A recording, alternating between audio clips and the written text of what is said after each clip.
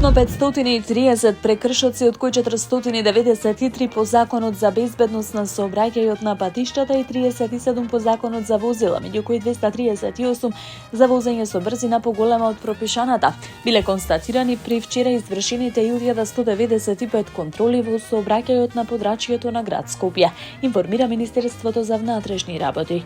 Преземени се и 43 мерки за возење без возачка дозвола и 51 санкција за некористење сигурносен појас. За непрописното паркирање биле преземени мерки против 69 возачи. 10 возачи управувале возило под дејство на алкохол. Регистрирани се 4 случаи на минување на црвено светло.